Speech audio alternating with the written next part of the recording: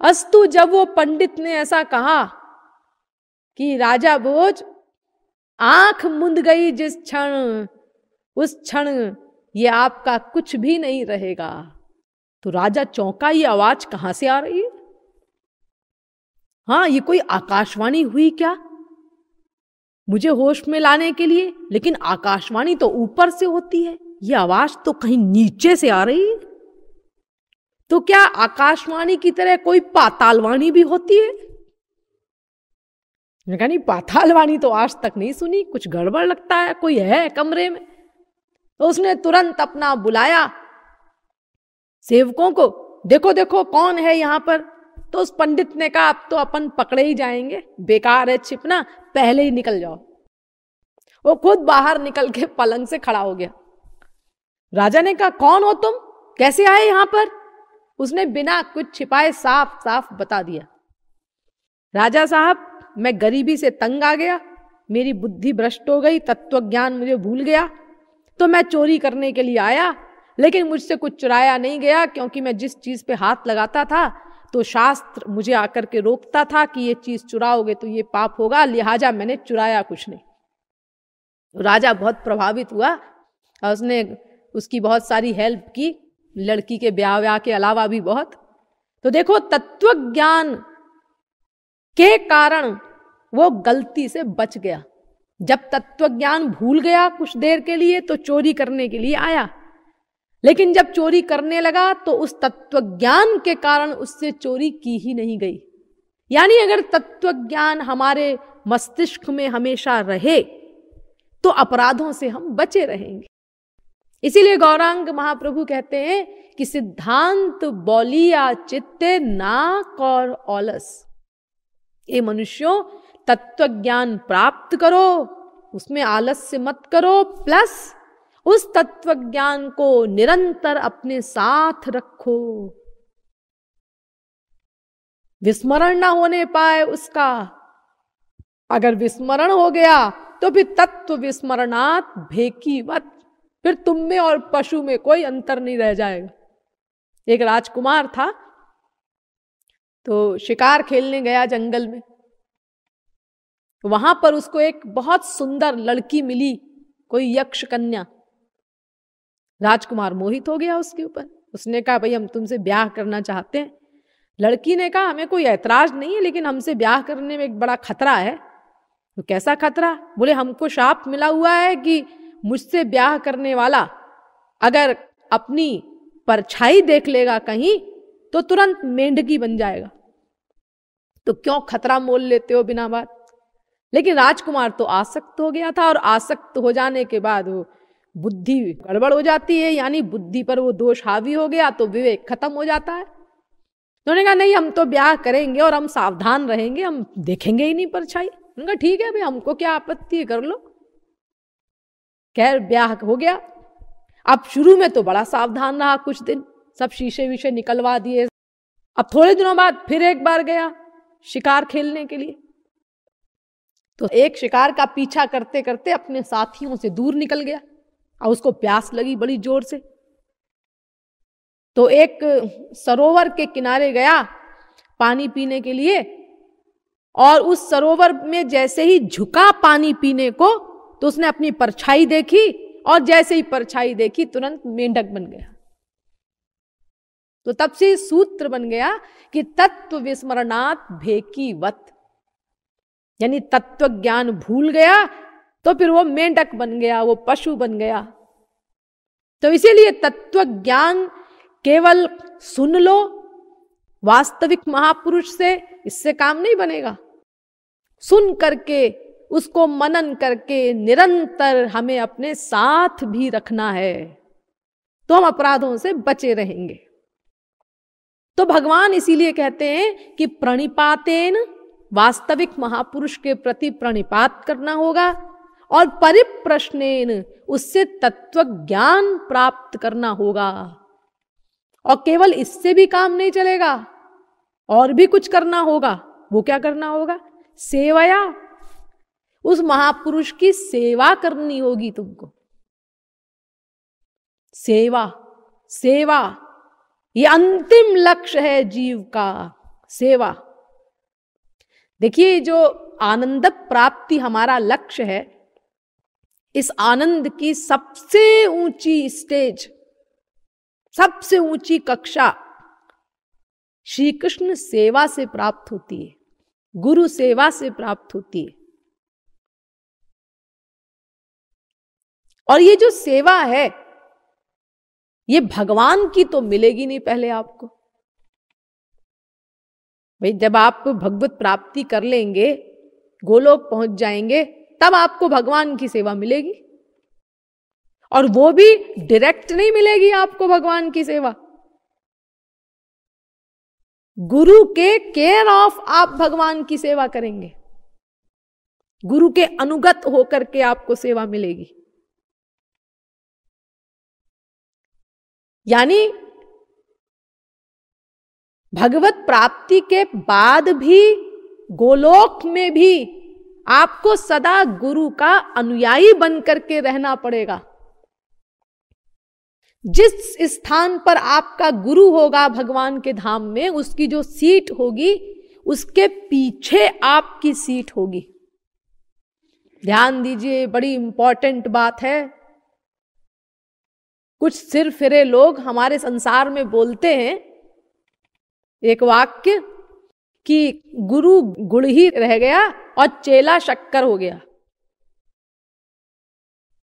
तो अगर ये स्कूल कॉलेज में जो पढ़ाते हैं, ये भौतिक शिक्षा का ज्ञान देते हैं, ABCD पढ़ाने वाले, अगर इनसे मतलब है तो मैं इस विषय पर कुछ नहीं कहना चाहती।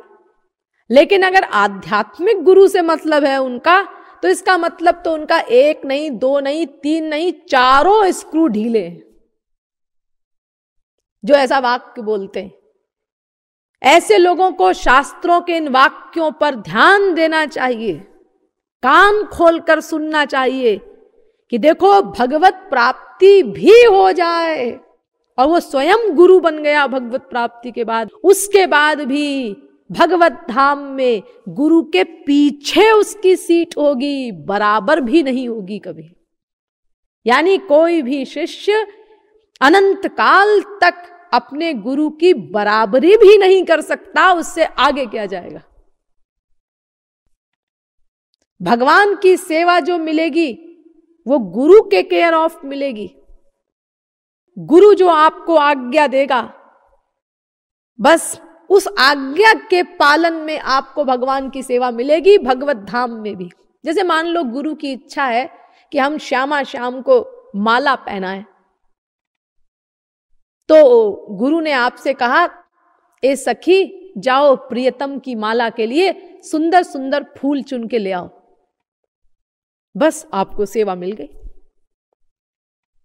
इस प्रकार आपको सेवा मिलेगी, डायरेक्ट नहीं मिलेगी, और वो भी भगवत प्राप्ति के बाद मिलेगी। अभी तो वो सेवा भी नहीं मिलेगी आपको, लेकिन उसके पहले गुरु की सेवा मिलेगी। और गुरु की सेवा का वही महत्व होता है जो भगवान की सेवा का होता है। तो सेवा करनी होगी, उस सेवा से हमारा अंतःकरण शुद्ध होगा। जितनी सेवा वासना हमारे अंदर होगी, उतनी तेजी से हमारा अंतःकरण शुद्ध होगा, उतनी द्रुत गति से हम ईश्वरीय पथ पर आगे बढ़ते जाएंगे। तो 3 बातें गीता में बताई गई। प्रणिपात नंबर 1, परिप्रश्न नंबर 2 और सेवा नंबर 3। वास्तविक महापुरुष को प्रणिपात करो, पूर्ण जिज्ञासु भाव से उससे तत्व ज्ञान प्राप्त करो और तन मन धन से उसकी सेवा करो, तब तुम्हें तुम्हारे लक्ष्य की प्राप्ति होगी। ये भगवान कह रहे हैं, वेद भी भगवान के वाक्य, और ये गीता में भी डायरेक्ट भगवान श्री कृष्ण के वाक्य, और भागवत में भी सुनिए डायरेक्ट भगवान के वाक्य। मत स्मृति साधु सेवया, भगवान कहते हैं जब तक तुम किसी महापुरुष की सेवा नहीं करोगे, देखो फिर आया सेवा शब्द, तब तक मेरी स्मृति भी नहीं होगी तुमको। फिर कहते हैं भगवान, व्रतानि यज्ञश्छन्दांसि तीर्थानि नियमायमाः यथावरुन्धे सत्संगः सर्वसंगापहो हि माम्। भागवत, न रोधयति माम योगो न सांख्यम धर्म एव च न स्वाध्यायस्तपस्त्यागो नेष्टापूर्तम न दक्षिणा। भागवत 11वें स्कंद के 12वें अध्याय का पहला श्लोक। जितने भी साधन शास्त्रों वेदों में बताए गए हैं ये सब व्यर्थ हैं, इनसे मेरी प्राप्ति नहीं हो सकती। मेरी प्राप्ति तो एकमात्र गुरु के संग के द्वारा ही होगी। नाहमिज्या प्रजातिभ्याम तपसोपशमेन च तुष्येयं सर्वभूतात्मा गुरु शुश्रूषया यथा। भागवत, भगवान कह रहे हैं कि मैं ब्रह्मचर्य के पालन से, गृहस्थ धर्म के पालन से, वानप्रस्थ धर्म के पालन से, सन्यास धर्म के पालन से प्रसन्न नहीं होता। मैं तो एकमात्र गुरु की सेवा से ही प्रसन्न होता हूं। देखो फिर सेवा शब्द आया, गुरु की सेवा करनी होगी।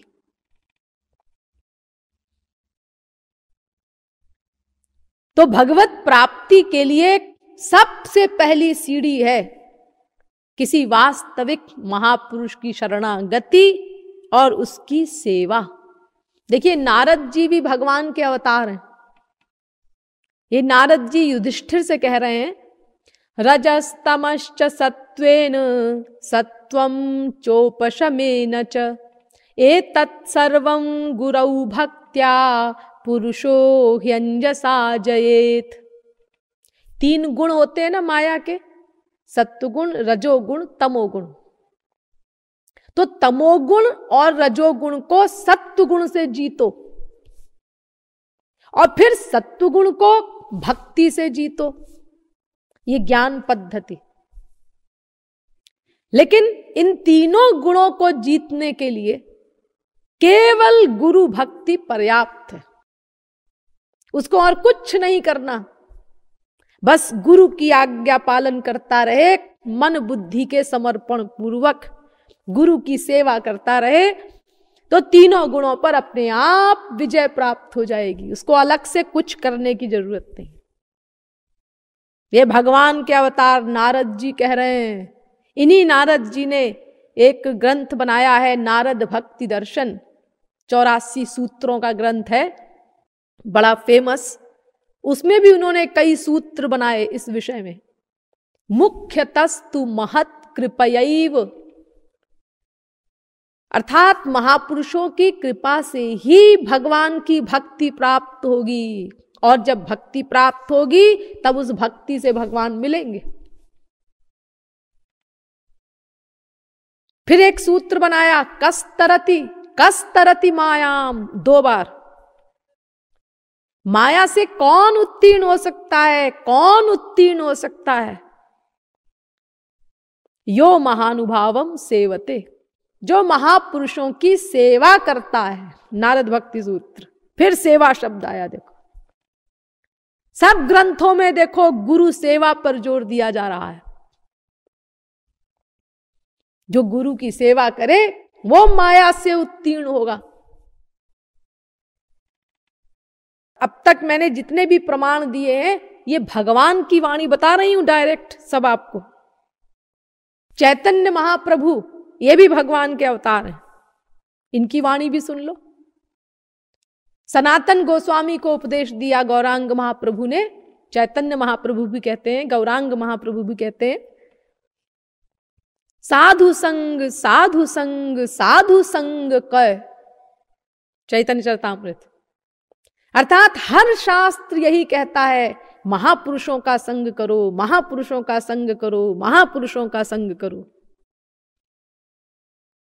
भ्रमिते भ्रमिते यदि साधु वैद्य पाय, तार उपदेश मंत्रे पिशाची पौलाय, चैतन्य चरितामृत। फिर कहते हैं गौरांग महाप्रभु, इस भवाटवी में भटकते भटकते भटकते भटकते अगर किसी को कभी सौभाग्यवश कोई महापुरुष रूपी डॉक्टर मिल जाए और उसके वचनों पर विश्वास हो जाए उस जीव को, तो उसके उपदेश से, उसके दिए हुए ज्ञान के द्वारा ये माया रूपी पिशाची पीछा छोड़ेगी, वरना इससे पीछा छुड़ाने का और कोई तरीका नहीं। महत कृपा बिना कौन कर्मे भक्ति नय। बिना महापुरुषों की कृपा के, गौरांग महाप्रभु कहते हैं, किसी भी कर्म से, किसी भी उपाय से श्री कृष्ण के चरणों में प्रेम पैदा नहीं हो सकता।